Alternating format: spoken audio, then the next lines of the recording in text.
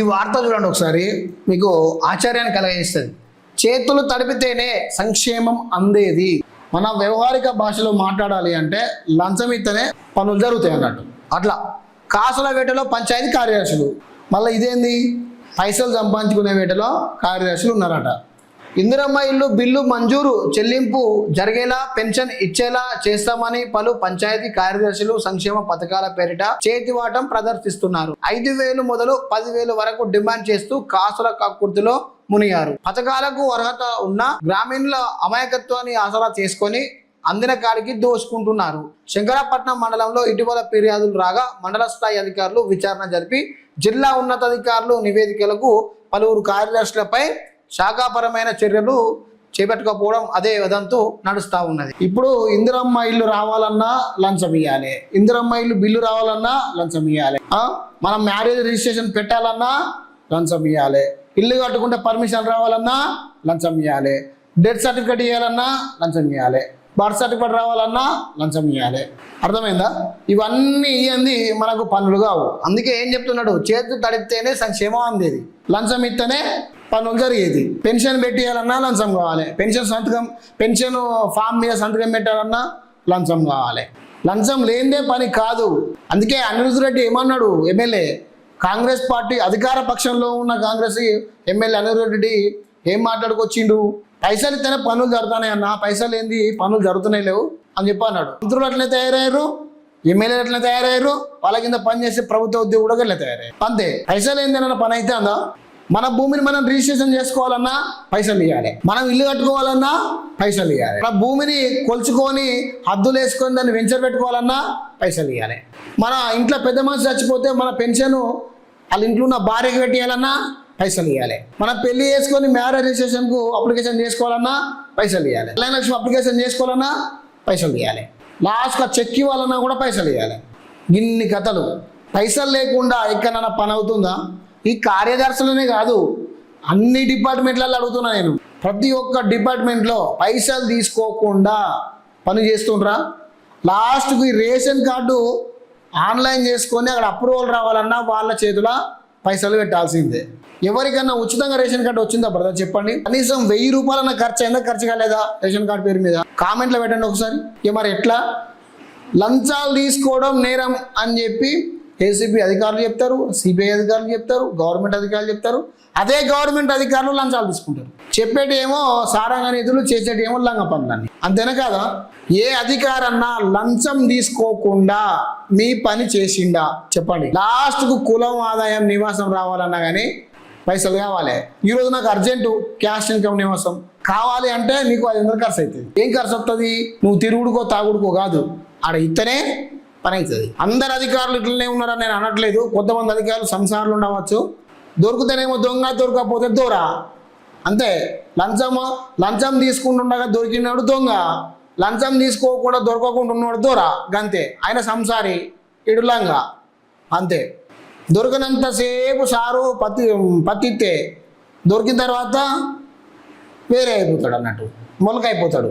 అట్లా కన్నాపూర్ గ్రామంలో 6 నెలల కిందట ఇందిరమ్మ ఇల్లు మంజూరు, బిల్లులు చెల్లింపు, పింఛను తదితర సమస్యల పరిష్కారానికి 50,000 వరకు దంచి కొడుతున్నాడు. క్షేత్రస్థాయిలో అధికారులు విచారణ చేపట్టగా సదరు కార్యదర్శి అప్పు తీసుకున్నట్టు బకాయించాడు. అప్పు ఎందుకు ఇస్తారా? ఇందిరమ్మ ఇల్లు, పెన్షను, ఇతర విషయాలలో అప్పులు తీసుకుంటారా? అప్పులు తీసుకొని పనులు చేస్తారా? అంటే ఇప్పుడు 50,000 రూపాయలు అప్పు ఇచ్చినట్టేనా? మరి వడ్డీతో ఇస్తాడా అయినా?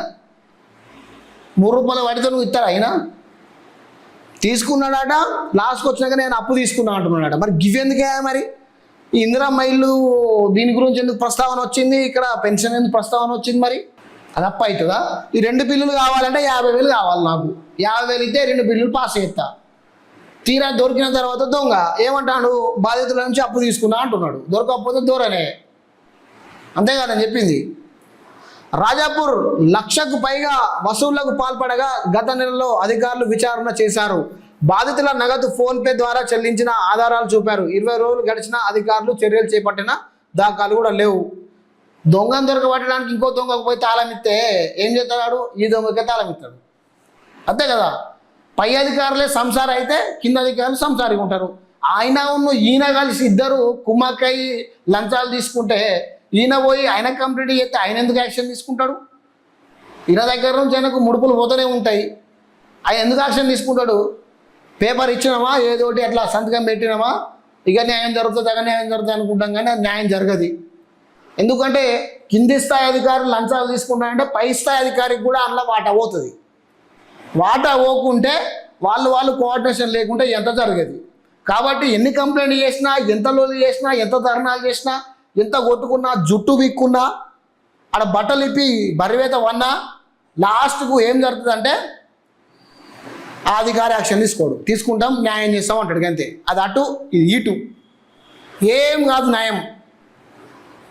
మనం ఒరి సావాలే, వాళ్ళు చేసే పని వాళ్ళు చేసుకుంటూ పోతారు. ఇక్కడ చూడు, కొత్తగట్టు గ్రామంలో పాత ఇంటి స్థలం ధృవపత్రం జారీ కోసం లబ్ధిదారుల నుంచి డబ్బులు డిమాండ్ చేశాడు. బాధితుడు తన మండల స్థాయి అధికారులకు ఆశ్రయించడంతో ధృవపత్రం జారీ చేయడం కోసం మెరుపు అయిందా.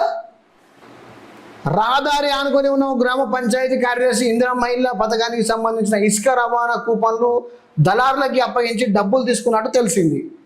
అయిపోయా మనోళ్ళు పోయి దొంగలలా కలిపితే దొంగలు అవుతారు కానీ మంచోళ్ళు అవుతారు భయ్. మీరు ఒకసారి ఆలోచించండి. అక్రమదారులతో మంచోడు తిరిగితే అక్రమదారుగానే పోతాడు. ఒక బ్యాచ్ గంజాయి తాగుతుంది, సిగరెట్లు తాగుతున్నారు, ఆల్కహాల్ తీసుకుంటున్నారు అంటే ఒక మంచోడిని అలా నిలబెడితే వాడు మంచోడుగా ఉంటాడా? ఏమవుతుంది? వాడు కూడా అందులోనే కలిసిపోయి కథం వాళ్ళతో గంజాయి కొడతాడు, డ్రగ్ తీసుకుంటాడు, ఆల్కహాల్ తీసుకుంటాడు, చిల్లర వేషాలు చేస్తాడు. దళారులతో చేతి కలిపిన కార్యదర్శి ఏం చేస్తాడు? దళారుగా మారి డబ్బులు తీసుకుంటాడు. దళారులకింత ఈయనకింత. లాస్ట్కు దొరకడీలు. మనం దొరకబట్టలే వీళ్ళతో కాదు, మనం దొరకబట్టడం సాధ్యం కానే కాదు. ఏ విధంగా పోతుంది? లంచం అనేది థర్డ్ పర్సన్తో పోతుంది. వీళ్ళ చేతికి కరుకు నోట్లు అంటాయి కానీ లంచం మాత్రం వీళ్ళకే పోతుంది 100%. ఈ విధంగా నడుస్తూ ఉంటుంది కానీ చర్యలు మాత్రం ఉండవు. కలెక్టర్లకు ఎన్ని లెటర్లు చూస్తాం, వెరిఫికేషన్ చేస్తాం అంతే. ఆయనకున్న బిజీకి వీళ్ళ మీద దృష్టి పెట్టడానికి అసలు ఆయనకు టైమే సరిపోదు.